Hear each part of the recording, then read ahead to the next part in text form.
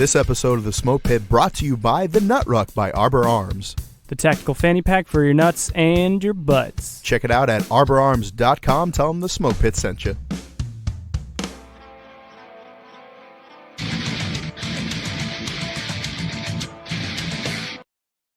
Welcome to the Smoke Pit. Hey. What up, Doe? Back again for another fantastic episode, this time with a fantastic guest. All our guests before were trash. No, I'm just kidding. We have Medal of Honor recipient Kyle Carpenter. Hey, what's up, guys? Thanks for having me. I appreciate it. I'm not going to lie, my heart was beating really fast because I didn't want to mess up and accidentally say Chris Kyle. Yeah, you got the background of that story last week, huh? Yeah, that's actually a little bit of what kind of led to this dialogue. I had made a post on Instagram that was kind of referencing the difference of college stress and war stress. Sometimes a lot of veterans try to discount college. They're like, oh, if you serve in the military, college is nothing. But that's not always the case. And, Kyle was kind enough to give us his thoughts on that, and it actually sparked a very interesting discussion. I saw this post that you put up, and the question posed was interesting because I haven't really got one like that before, and specifically kind of analyzing stress on both sides of it, and even more specifically when you get out as a veteran. And so, I decided to give my 2 cents, and I absolutely loved school. I loved everything about it. I learned a lot, which, I'm very thankful for. It did require, at the beginning, a lot of patience. Yeah. I say that because almost weekly, sometimes daily, people would come up and, I was so appreciative for the support and the love, even if they didn't really know what military or veteran life was about. They knew I was that guy that had served and got injured, and I was their, fellow classmate, and they came up, and, it was a great 4 years in the sense of I did feel very loved and supported. Yeah, because there was your actual citation picture when you were awarded the medal. Like, I got to say, dude, you had that $1 million smile. Like, right, yeah. A lot of us were just like, damn, man, like I don't even look that good in the morning, let alone after, dozens and dozens of surgeries. Hey, well, Walter Reed put Humpty Dumpty back together again very well. So I think they made me look a little better than before. But now, quick question. Yeah. Do you think your medical team, with, all their skill and, all their amazing miracle working talents, do you think they could put Mike Sensi's liver back together? I think it's too far gone. I agree. It's a good answer. But, yeah. Hey, but about school, like, first and foremost, it was just like amazing, but it was difficult. Half the times I got approached either being called Chris Kyle, or, another one that took those deep breaths was when they would come up and after we got talking, they would say something to the effect of, hey, you're that guy that won the Purple Heart.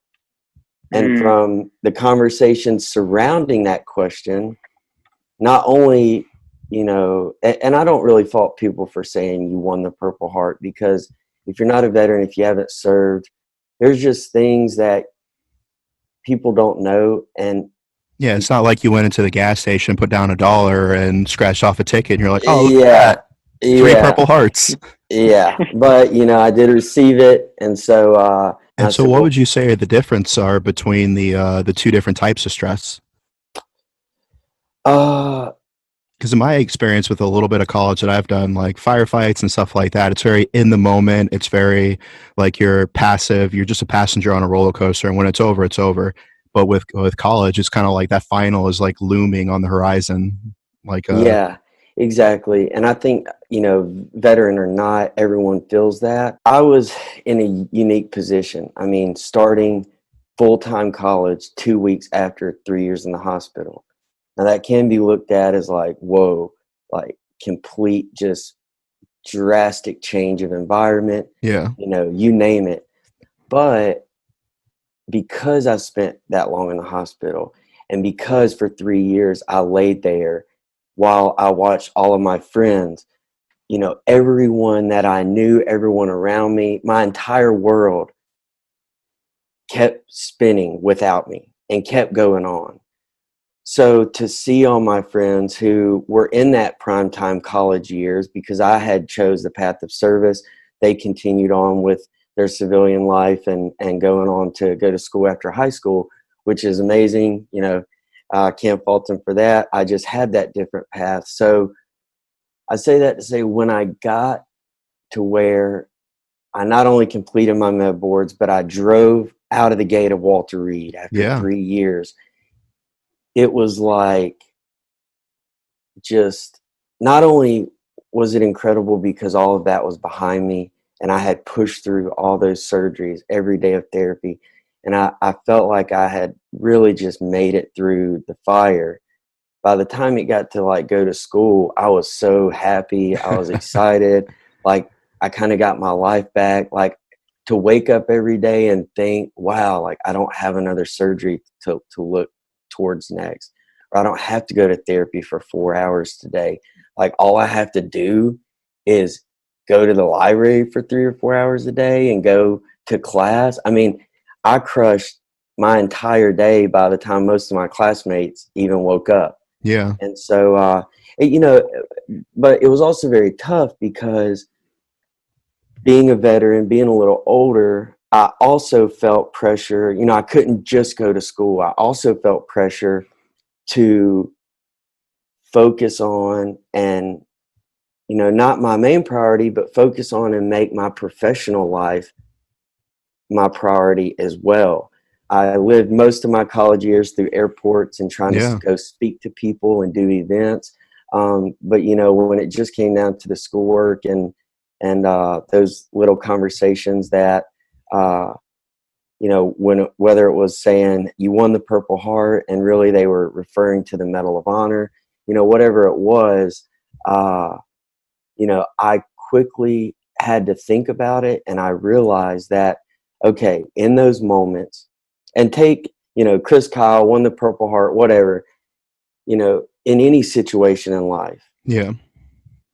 We all have our own unique path, our own, you know, what we've been through, our own lessons that we've learned. And again, we can't expect those around us, and we can't get frustrated when people don't know what we know. And so I quickly had to kind of look myself in the mirror and decide, like, okay, this is obviously going to go on for the next 4 years and probably for the rest of my life. So I had to decide, like, okay, in that moment, I could either get fed up, irritated, mad, impatient, and potentially not only fix the problem, because they still wouldn't know what was upsetting or what they needed to know or the correct terminology. Just your kind of your outlook of how to deal with that. Well, I could have kind of ruined that moment for them forever. Yeah. You know, they could have left that like, oh, that's the asshole veteran that like got mad at me because I didn't know like exactly what a Purple Heart was, or I didn't know that you didn't win it. So I decided to not only fix the problem, but to also help any veterans that person could potentially present this same situation with in the future, you know, to help them and not keep the problem perpetuating. I just decided to, you know, use those moments as an educational opportunity instead of something that, you know, just walking up to them and going, correct yourself. Yeah, with a knife hand. So I have a question based on that. Yeah. It from everything I could tell, you're an all around good guy, and so that's an appreciable thing. But my real question is this: how the hell do you still have abs?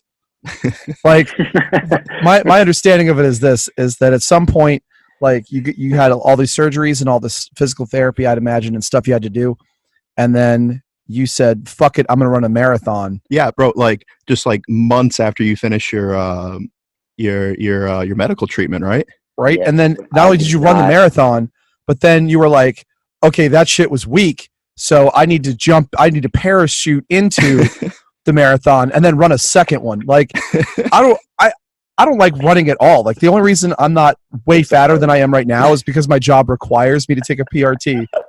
Yeah, so Like running could suck it, and you're like, I love running so much, I'm going to do it twice. No, it's definitely no, not he did that. 3 It's marathons. definitely not that. I don't recommend it. I hate running. You know, I'm with you. I'm with you 100%. I hate running so much. I just skydive into marathons. It looks super cool and handsome. Like That's going to be the quote we put on the blurb. Kyle Carpenter, I hate running. Yes. No, but you know, with the marathon, it was like just an incredible experience, but at the same time equally as painful and just, I mean, very mentally and physically difficult. But you know, the reason the whole marathon came up was when I was laying in the hospital bed early on, and I had just woken up, couldn't use my arms. They were tied up to my bed. I was breathing through, you know, my trach, a tube. And really I was hanging on and just trying to breathe and survive to the next moment. And that sounds like me running just normally. Like I'm at 1.2 miles, and that's exactly how I feel. I don't know if you saw this, but he posted a video of him running, and it was very much like Blair Witch. Like he's running, he's like, yeah, I'm trying to get fit, and he almost like eats it with a branch. Yeah, because my girlfriend runs marathons, and so like I'm trying to eventually get to a half marathon with her. You can't tell people that. Just stick with you're trying to improve. No, like I'm just trying to get. I'm trying to eventually run like a half marathon, because I was waiting at the finish line for her first one, and it was just like I'm just sitting here. I'm just like, man, I feel like a huge turd, like just sitting here for 4 hours while she's out running, just fucking parachuting into them. But so there I was waiting for at the finish line, and so although I personally felt like a turd for not running, she could not express how appreciative she was knowing that she had that support. And going through your book, You're Worth It. You really talk about how important your family and your community and your faith and all those things were to to helping you move past the one moment to accomplish all these amazing things afterwards. Yeah, absolutely. I mean, I am, especially after my journey, I am a firm believer, and you only get so far in life on your own. And to really reach your full potential, I believe it is the people around you, your mindset and how hard you work, but really the people around you that love and support you. And in those very low moments, tell you that, it's going to be okay. We're going to be here as long as it takes to get you through this and out of this bed. So I'm just, even though I made part of my book a priority of that, expressing how appreciative I was for all those people, even the janitors in the hospital, like all those people played an integral part and an important part in allowing me to be right here in this moment today. And so I'm just I still don't feel like I gave enough credit, but I tried to as thoroughly as possible. And, along with that, kind of going back, but also still tying in to that long and difficult road, that marathon, did I believe it was an attainable goal when I set it? I cannot honestly say yes. But in my lowest point, I thought, okay, obviously I'm knocked down right now, but what is something I can either think about or look forward to, or a goal I can set and work towards, that if I do it and accomplish it, I will prove to myself that I'm not only back to being Kyle and how capable I was before, but what's something that, even though I'm missing an eye now, my eardrums are blown out, I can't use my arms, what is something I can do that if I did it, I could prove to myself that I've excelled even better than I was before? And I thought, I'm going to try to maybe one day cross the finish line of a marathon. And when I did that, I mean, I have chills right now. It was just, that and walking across the stage at graduation. I mean, Yep. just, I think I was just so kind of proud of myself, but also after over 3 years earlier setting that goal, I crossed that finish line. And, you know, just, you know, my journey has a lot of pieces and parts, but kind of those moments were the two that I can kind of claim as mine. And I worked hard. I put in the pain, time, and effort. And when I crossed that finish line, you know, I got emotional because I did exactly what I wanted to in setting that goal. And that was to prove to myself and myself alone. I didn't care about anyone else. I didn't care if I finished in 8 hours or 5 hours. I just had to do it, and I did it, and I'm so thankful for that. And it really taught me, you know, one of my favorite lines in the book is the smallest of steps eventually completes the grandest of journeys. And, you know, in writing this book, I waited as long as I did because I wanted to have some substance in behind the lessons that I was teaching. You know, there's nothing worse than someone that tells you, oh, you got to do this. Oh, you need to wake up and run 3 miles every morning. You need to whatever. And they haven't done it themselves. And I think a part of that came from so many people visiting me. You know, I'm very thankful, but whether it was politicians, whether it was celebrities, athletes, so many people would come through the halls of Walter Reed. Amazing. We're very thankful for that. But they would all say, hey, you're going to get through this. You're going to get better. You're going to be out of here in no time. I mean, yes, I believe that was true. I hope that to be true. But it's like, you aren't laying in a hospital bed. Yeah. You know, you never spent 3 years in the hospital. Like, so I didn't want that vibe to come off when I wrote this book. So I wanted everything, all the lessons that I tried to also not kind of preach. I just tried to say, hey, this is what I went through. This is the mentality I had. This is what happened and the lessons I learned from it, and kind of write it in a way that just lets people take what they want from it. But I'm very thankful that I accomplished a lot of those goals, including the marathon. So, Yeah. you know, people could really say like, oh, he's not just saying it. And that was You're Worth It, available on hardback and audio book and Kindle. First off, Kyle, thanks so much for doing this. Usually we have guests on that talk about, you know, the largest women they've been with or their favorite bar fights, but you are like bringing me to tears. I'm not even kidding. So thanks so much. I have 2 quick questions for you. When you left the military and joined college, you pledged to a fraternity. Do you just like being tortured from being a Marine to joining a frat? Is the hazing quite the same? What was that experience like being a vet? Yeah, that was an interesting one. Yeah. So it was completely unexpected. I saw this guy out one night, and he had on this crazy like golf outfit. And he comes up to me, and he was like hardcore military history, like knew my whole story, really cool. And he kind of proceeded to talk about maybe hanging out like next day or the next week. And I was thinking, man, if you dress like this all the time, like, I don't know. And so he said, no, man, I'm coming from a function. Like, it's cool. Everyone's dressed up like in golf stuff, whatever. And I didn't know really about any of this. And so I kept talking to him, and he said, like, hey, come out to the house for dinner and I'll meet some of the guys. And it was just completely not what I expected. I mean, I walk in, they're having dinner. Some guys are playing pool. Some are watching Sports Center, and just really, you know, really good dudes. And so I thought about it, and, you know, they kept, you know, begging me almost like in a respectful, like, you know, we want to like say thank you by doing this, which sounds like, oh, really, a fraternity? But, you know, it's what they had. It's what they could offer. Right. Be a part of it, and something that they had worked hard to build. And so, so I went by a couple more times for dinner, and,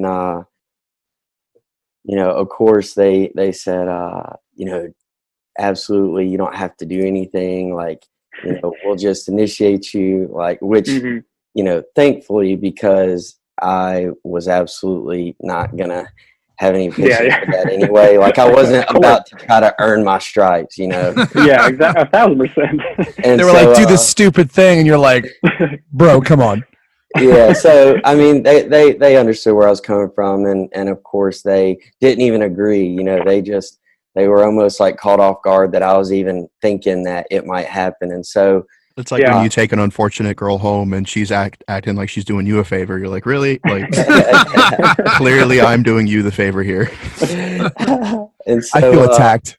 Yeah, but you know, over the next few years, it was cool because I had a lot of these like mentor moments, and I got a lot of questions that I don't think are brought up in fraternities a lot. Like, hey, what do you think about hazing?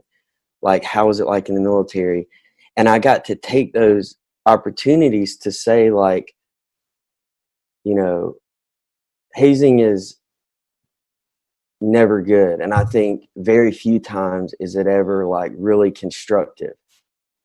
And so I not only relayed that, but I said, you know, in the military, like it can be argued, does hazing to a certain degree make sense or not? Or do you agree or disagree with it? But I said, here at college, I said,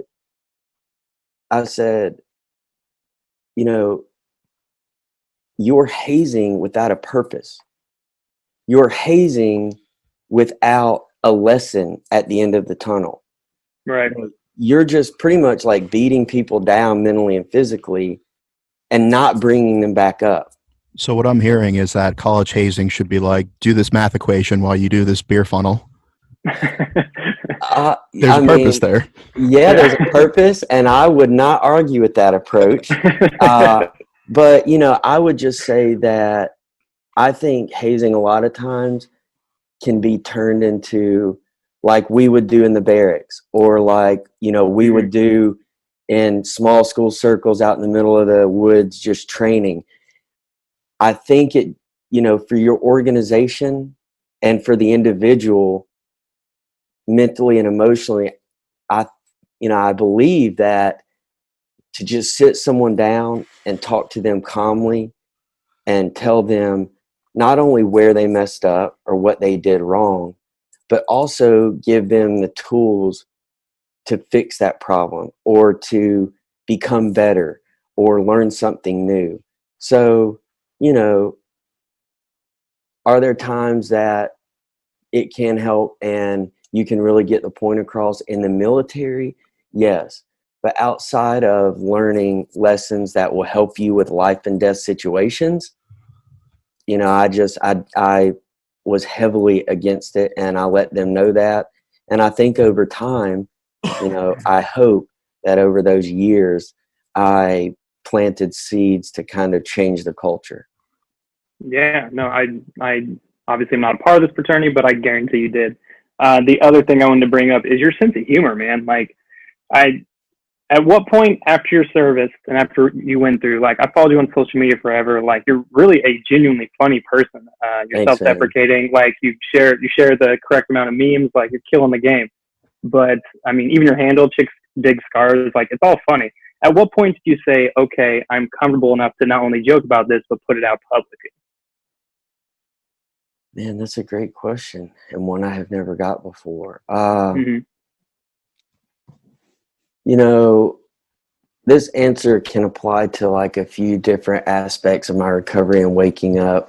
But I think the easiest way or most simplistic way to put it is, you know, when I faded from consciousness and I felt myself bleeding out on that rooftop, you know, I thought that was it. Like I knew in my mind, I said my last prayer. Like I thought about my family and my mom, how devastated that she was going to be that I didn't make it home.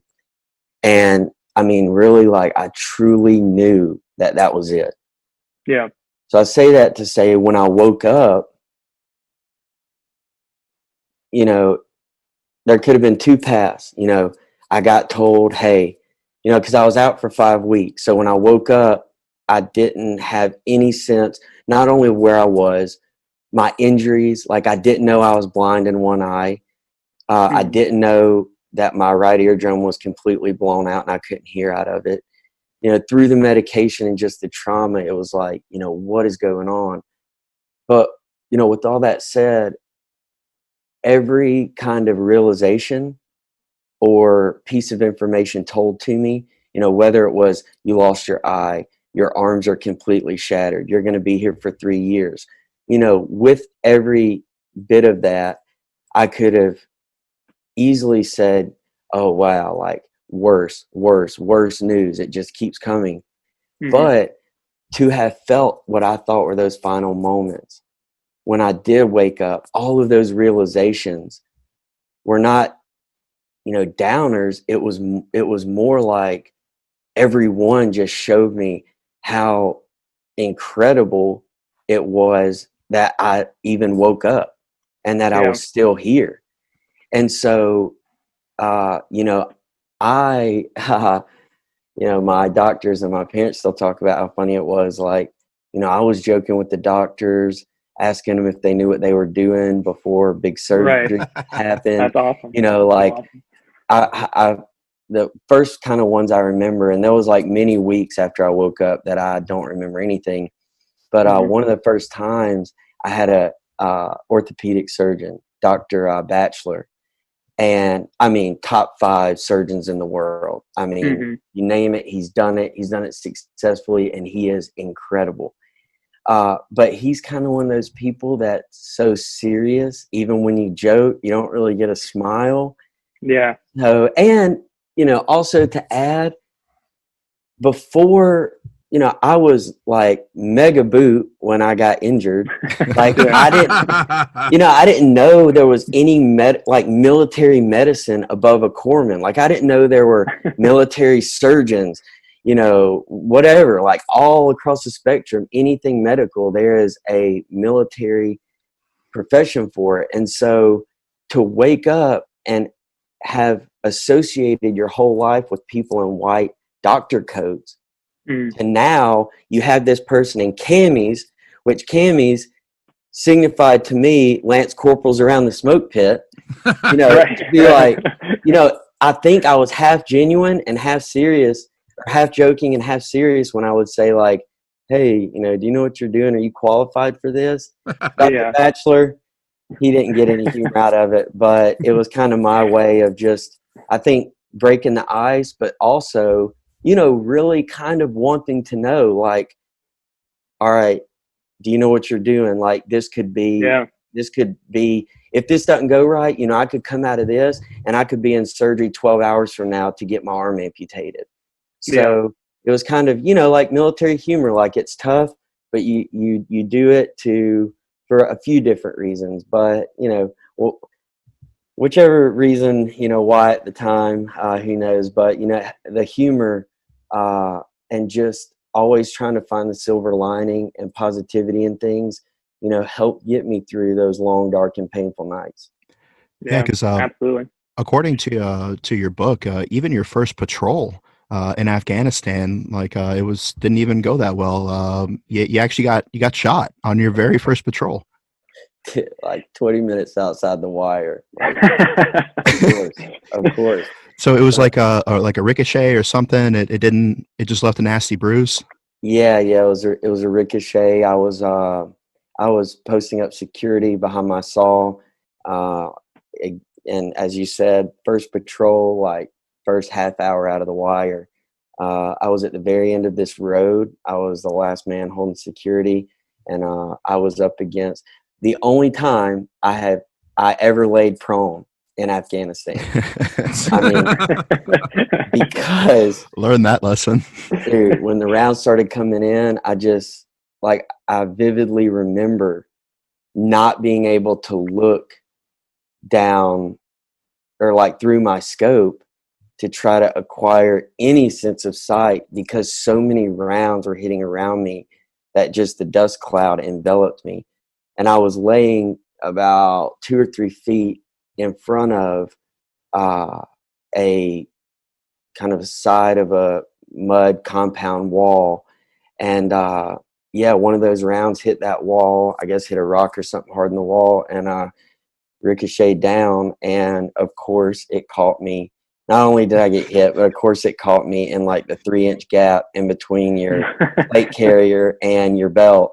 And so, but yeah, I mean, you know, it was like a really bad paintball hit, which I had taken many times growing up. So I was just like really scared and bummed that I was about to potentially be pulled out of the fight before it really even began. And I was just scared that, you know, I was, even though it wasn't my choice, I was going to leave, you know, my buddies there with such like a minor thing. Like that would really tore me up. So I'm thankful it didn't penetrate. But yeah, it was a nice sore reminder for about the next week or two. Yeah, and speaking of which, you know, you're a fellow saw gunner like AJ and myself, and we're both kind of bigger guys, but we noticed that was a abnormality, that generally it's some sort of sick game in the Marine Corps where the smallest guys get the game. the biggest weapon. It's toughening them up, man. Yeah. You got to give them the larger weight, because you're like, all right, little dude, obviously you're not going to fight your way out of this, so we're going to give you some like serious firepower. Yeah, but you know, Kyle, you know, he broke state records for weightlifting when he was in high school. Like you played sports, like dude was strong. It's just kind of just insult to injury. Like it's bad enough trying to keep up with, you know, long ass bitches like AJ on hikes, and then they're like, oh, here, take the saw instead of an M4. Don't say the H word. Don't say the H word, please. Yeah, man, my legs like 3 or 4 steps for every one that my team leader made. But you know, at first, and you know, a little bit in me still thinks that it was evil and that they were just doing it because I was the smallest guy. Yeah, when I took over my squad in 29 Palms, I got there and the 3 saw gunners were all the shortest Hispanic guys, and I was like, no. I was like, I had 3 corn-fed farm boys from the Midwest. I was like, no, you 3 are the saw gunners now. Yeah, right. And my team leader, who I talk about, Lance Corporal Heinz, who I talk about in the book, dude, he was like 6'4", and on the way over to Afghanistan, we're like, oh yeah, I'm telling him like, man, when we get there, dude, you better stay nice, low, and tight, and move fast, because your ass is going to be the first one to get hit. Makes it through multiple deployments, not a scratch on him, and here I am, get shot on the first patrol, and 4 months in, I get hit by a grenade. So that's crazy. Things didn't go as planned, but you know, thanks to the you know, the amazing work of your corpsman, you know, reading your book, I mean, that guy, he was just an absolute stud. Oh yeah, incredible. Yeah, and he's the man. What happened? Where's he at these days? He actually, so he had he did a couple more deployments after the one that I got hit on. He got out. He went to Florida State, got his degree, and last week, I believe, he actually swore back into OCS, right? Yeah, OCS. Yeah, Marine Corps. He was kind of back and forth just because he was wanting to go, or his plan for a little while was to go back in the Navy as a doc to help train other corpsmen like he was, you know, back in the day. But yeah, he's doing incredible. He's going to be an officer, you know, leading from the front. But I mean, he is a really good dude, and obviously, just from the book, from a medical standpoint, I mean, after the 24 hours of everything that happened at Patrol Base Dakota, I mean, there were times that he had the blood of 5 different Marines on his camis, and he just kept, you know, going out on patrols, going out in case anyone needed him. And you know, he was a man. He was a great corpsman, and he's just as good of a person and friend. Now, is he a bit of a recluse, or can we name him? No. I mean, yeah, he's a little bit of a recluse, but we should definitely still name him. Yeah. So, do you want to give him a shout out? Yeah. Doc, Christopher Friend, thanks for everything, man. Yeah, I was wanting to make the joke, you know, like when you were waiting for your evac and he was taking care of you, was he like, you got a friend in me? I wonder if he said that every time he gave out a silver bullet. Yeah, I hope he told me that as they loaded me on the medevac, but that's something I will never know. So beyond that, one moment does not define your entire life, and you and I spoke about that um, earlier, and so you've done so much since then. You made your recovery. You've started a public speaking career. You've attended all these events. You've really done so much since then. I guess this is kind of a two-parter question. What are you most proud of that you've accomplished since then? And then transition that into, what does the core do well? And what do you think the core can do better? My most proud accomplishment, walking across the stage for graduation by Mhm. far, because not only did I kind of suffer through, but also accomplish 3 years of recovery. But when it came time for me to leave the hospital, and really during my sophomore year, when I received the Medal of Honor, like, the attention, the interviews, all that stuff came. But what also came that no one really knows about is so many people offered me jobs, like good, high paying jobs. Yes, of course, like I knew that a little bit was hopefully from my hard work, how I portrayed myself, what I had accomplished so far. But, let's not kid ourselves. A big part of it was probably, we won a Medal of Honor recipient working for our company, and to be able to kind of put our name on you and you put your name on us. Mm. And so another one, when I was in the hospital, I did a few internships while I waited on my med boards.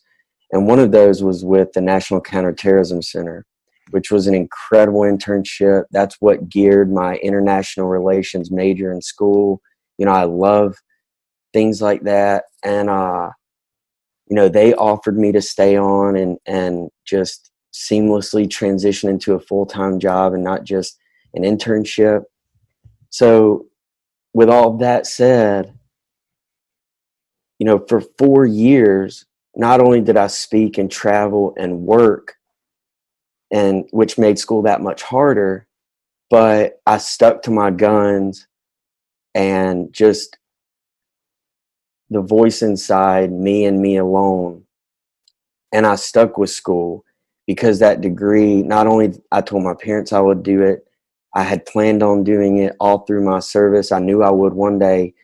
It was very important to me, and it was a priority.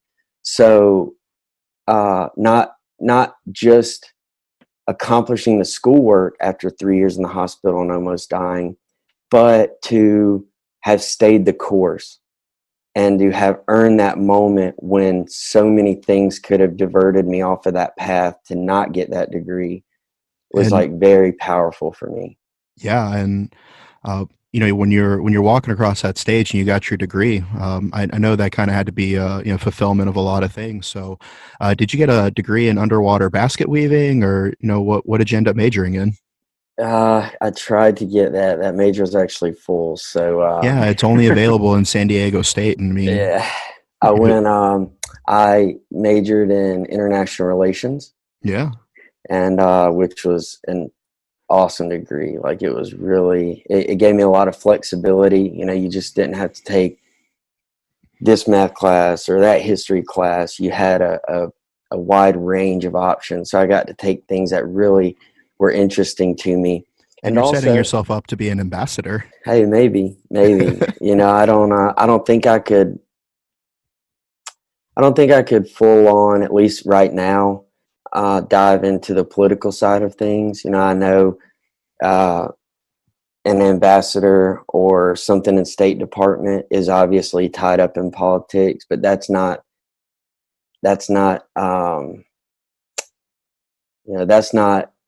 what it's focused or centered around completely. It's more about people relations and helping ties to countries. So maybe one day. I'm not ruling anything out.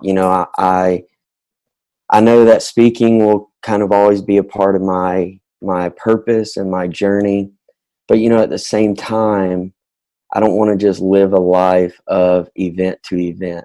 Yeah. You know, and even though I believe, and after 10 years, I feel like, you know, I do make an impact, but, you know, to speak all the time and just cycle through groups, which I'm very, like honored and humbled by, but it is tough to kind of always give Yep. and always convey lessons and always just like, you know, just be all there. And then you leave that event, or I'll leave that event after 3, 4, 500 pictures, talking to people.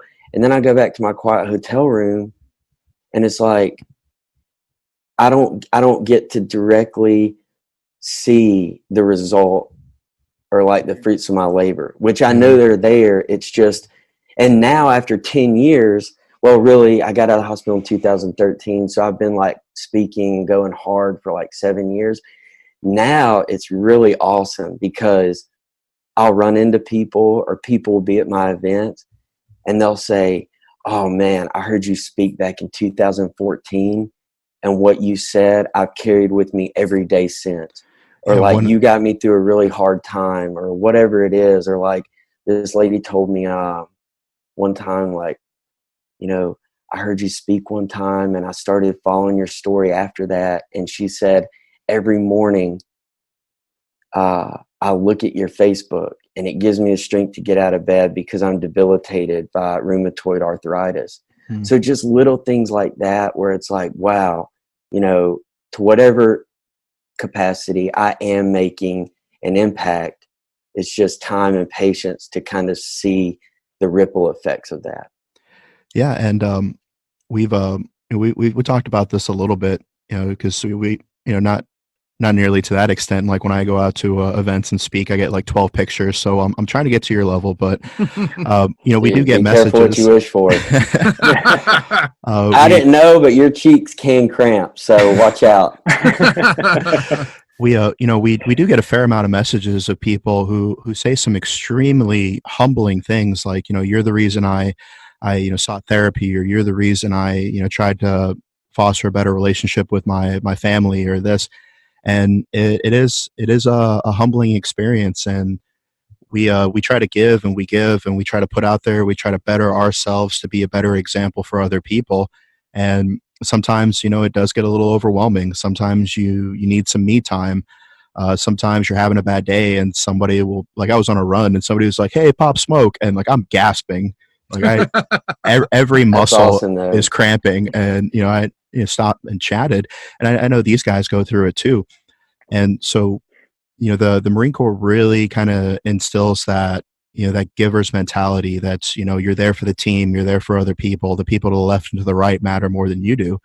It has really shaped a lot of how we live our life. But to ask that second part of the question, you know, what do you feel that the Marine Corps does well, and what do you think that the Marine Corps can do better? As a disclaimer, like, you know, this isn't attacking anyone. I'm not trying to put you on the spot, but you know, we can always know ourselves and seek self improvement. So, you know, Yeah, absolutely. what does the Marine Corps do well, and what do you feel the Marine Corps could do better?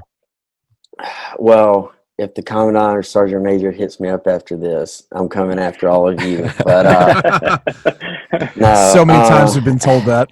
yeah. You know, the first part is easy because what we do well, we've always done well. The attention to detail, the mentoring, the just proficiency and efficiency in just the smallest of things, which eventually downrange, you know, helps with the biggest of issues or problems or obstacles.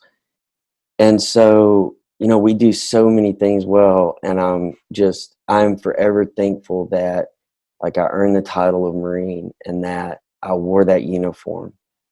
And so, even if I spent the rest of today, I don't think I could hit on everything that I think we do well, but I think our track record speaks for itself. So, But on what we can improve or what we can do better, or what I'm kind of seeing right now. And I'm going to tread lightly on this, and I'm not going to get into specifics, but I think we need to do a slightly better job of policing ourselves or each other when it comes to this new day and age of social media. And whether it's talking about social media, whether it is deployed downrange, whether it is a Friday night in the barracks, no matter what I am doing, what I'm going through, the environment I'm in, the people I'm talking to, or when it comes to a social media post, I always try to ask myself and always keep like an internal check by asking myself, is what I'm doing,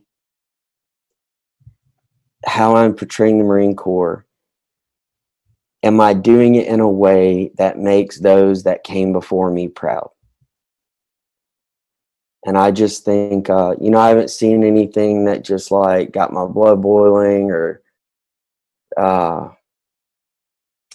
that I just really hated. It's just, I'm starting to see things now where it's like, what you're doing in the uniform is more important, it seems to you, than the uniform itself. And I just think we should always kind of keep that in mind. Yeah, because Mike will do a whole podcast just on his hate for people doing dumb stuff in uniform on TikTok. If you do stuff on uniform TikTok that offers stone stands, I will fight you on site. Okay. I hate it. Okay, that's Mike Simpson. Thanks for filling in where I didn't want to elaborate too much. Exactly. That is my views and my views alone. Yeah. That's what Pop Smoke's TikTok needs to be.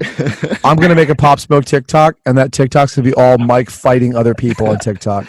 That was like that Key and Peele episode where Obama had the anger Lucius.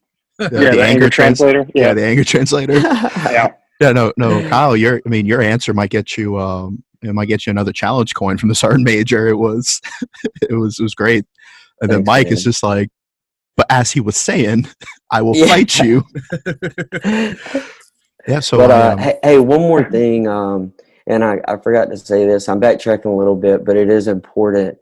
Talking about school and when I graduated, I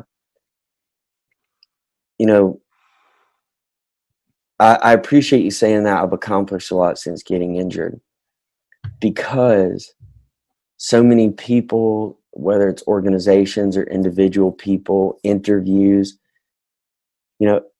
everything, understandably so, revolves around those moments on the roof, what I did, what I was thinking, how it went down, the Medal of Honor, all that. But school, when I walked across that graduation stage, the Medal of Honor didn't help me with that. Meeting the president didn't help me with that. All the interviews didn't help me with that. I got bad grades. I worried about the next exam like everyone else. So I just say that to kind of clarify that when I walked across that stage, it was something that not I alone, but I accomplished without those few moments that so many define me by. So I just wanted to add that, but I appreciate it. And no, that was very well said, and I totally agree with you. And I think it's kind of an interesting dynamic because you get some sort of notoriety in the veteran space, and then people start paying attention to you, whether it's getting a NAM in front of the formation or doing something on social media. Now everything you do and everything you say is scrutinized in one way or another, and it kind of gets to the point where once you do start getting more accomplishments and you start getting more success, and we define success by happiness. It's not fame or money or accolades. It's, are you happy in what you're doing? And to us, we've all agreed on this, that is success. But it kind of gets to the point where I'm like, hey, you know, I met with this person, or I'm doing this interview. And sometimes I kind of feel bad because I don't want to sound like I'm bragging. But in my heart of hearts, I'm still that Lance Corporal that gets excited because he got the brownie in his MRE. You know? Yeah, exactly. No, man, know, that's I, and you know, as y'all know, and how I feel, you know, that's amazing. Those moments of support and like loving words and just, you know, that you being genuine and, you know, just as a fellow Marine, that means a lot. But you know, there's a difference in what you just said, truly being thankful and genuine, and you know, kind of saying the same things, but from a not good or selfish place. yeah, and I think that something that the Marine Corps has taught me was that it's important to find that silver lining and to share moments of joy, you know, to help each other stay motivated. That's was one of my Nice. favorite chapters in your book, and so it's like when you see something like, oh, hey, look, there's the barracks, and then the guy who had his head down on the run, you know, and maybe now he's got a little bit more motivation, or like, hey, yeah, you know, we got this, or you know, hot chow's coming, or you know, I got this on the horizon. And to me, it's kind of like a way to, you know, rally the pack, like, because if one of us succeed, then all of us succeed. And Exactly. it's kind of hard to find a nice line between that and where does it come off like it sounds like you're bragging. And that's never the case when it comes from a genuine place, like you said. But I do agree that sometimes you can tell a difference when someone's doing it just to have the eyes on them versus out of genuinely being excited to accomplish something when you thought that you would have your last moment somewhere. Yeah, exactly. Absolutely. So Perfectly said. I'll kick it over to these two guys, see if they have any final questions, and then yeah, we'll wrap this up. Awesome. I think one of the things I got the most out of both this interview and the parts of your book I've read. I haven't read all of it. I'll be fair on that. I don't have a lot of free time, and I'd be at work. No worries, man. I appreciate the honesty. I hope you enjoy it when you do, but if not, just don't give me a review. All right. I was sitting there. I was reading it. I got it on Amazon, right? So I'm sitting there reading it on my phone in the tack maze, which has no AC or heat or insulation, and it's 100 bajillion degrees in there. But one of the things that, and Dan was kind of touching on this a minute ago, but I think one of the things I get both from, you know, you and from the Marine Corps is that it helps you focus on the little things, the little victories, right? And finding happiness in small things. Like, you know, you've been out in the field and you've been getting absolutely, you know, getting your shit pushed in for however long, and they have the UGRE that you like, right? Mm-hmm. And so that small thing, like you get those turkey sausages in that breakfast UGRE, and you're like, oh, hell yes, turkey sausages, fucking A. Like your whole week could have been garbage. Now. And you're just like, breakfast is the shit. It came with that Texas Pete too. Ooh, I'm about to mess it up. You're trying my patience so hard. But Dan and I have disagreements over hot sauce. Yeah. But like seriously, it's finding those small moments of joy and pleasure that make your life seem so much better. And like hearing you talk about your accomplishments, and you say one of the most fulfilling and rewarding moments of your life was, you know, walking across that stage. And for me, I mean, of all the things you've accomplished, like that's the thing you earned. You put all your effort into it. You know, I know there were nights where you're sitting there and you're trying to do papers and you just want to rip your fucking hair out, and you push through it, and you get the paper done, you get the grade, you get you get to walk across the stage and get that diploma. And I think that's the big takeaway for me is, you know, you get out what you put in. And, absolutely. And you're exactly right. It is those little moments, and looking back, it was all of those little moments compounded over 3 years which eventually led to me, you know, not only being able to leave the hospital, but being successful on this side of things. And I was trying to think. I had one more thing I want to say about that, but oh yeah, just how like amazing. I don't know if that's the right word, but like how like just great it is that, you know, when you go through that field op that couldn't get any more cold or miserable or hungry, or you make it back from that deployment, it's like your perspective and what you can handle, or like the tools you have for life, have exponentially increased. Like, even though it was miserable going through it, you know, and this is anybody in life, you look back and those moments that you didn't know or think you could make it through, those moments where you thought, there's no way I could experience any more pain, or there's no way I could take one more step on this hike. And you did that, and you pushed through that time. It's like you have to have those to become better in life. And you also have to have those to be able to look back and say, you know, I took that next step, or I crossed that finish line. I can do it again. Like, you know, you add resilience and character and perspective and all of those things, you know, after the trials and tribulations. You know, sometimes the hardest of times teach us the most beautiful of lessons, which I truly believe. And, you know, because of those hard times, you know, I can have the humor, or I can see the silver linings, or, you know, I can pull the smallest aspects of positivity out of a negative situation.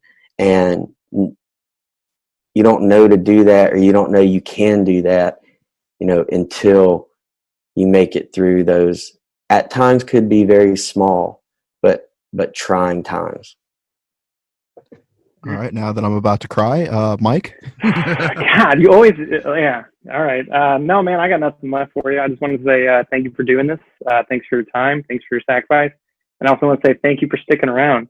Like, sticking around meaning being a voice for this veteran population and active duty and those who've come and gone.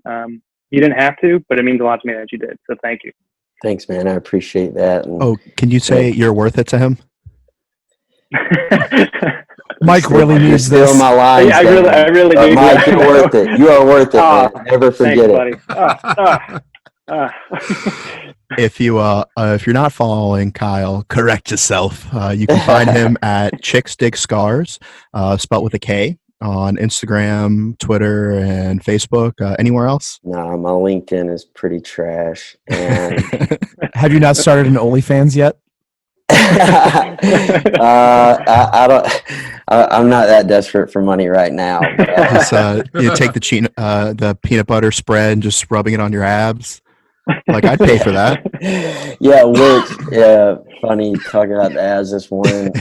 I'm at my girlfriend's right now, and I'm gonna go help some family with some stuff tomorrow. But yeah, we wake up and you know, I'm kind of looking over the questions and not getting too serious, just getting an idea of maybe how I'm gonna approach things. And she saw the ab question, and she said, "Oh, that is a really good question since you eat like a trash panda." So, Nobody craps on us in life more than the people who love us the most. Big time. Daniel. No, and that's a fair point, because if you listen to any other shows, like, you may not even think we were friends as hard as we roast each other. Oh yeah, exactly. You know, with friends like these, who needs enemies? Yeah, exactly. There are legitimate times where I feel like I'm going to say something to Mike, and he's going to be like, "I don't want to talk to you ever again." I just don't like you as a person. That's very different. See, at least that I can respect. No, see, I think both of those things are things you tell yourself in the mirror after you're too hungover. I don't ever want to talk to you again. I don't like you as a person. Please, if you're listening to this, go check out his book. Even if you don't finish it, just buy it so he gets the money. Which, yeah, funny note on that. And I appreciate you giving the book a shout out. But, you know, everyone thinks you write this best-selling book and the checks just start rolling in, right? I mean, I thought that until I was severely hit with reality. But, you know, so like the book drops and in the publishing and book world, depending on how much they believe in your book, the publisher will give you an advance.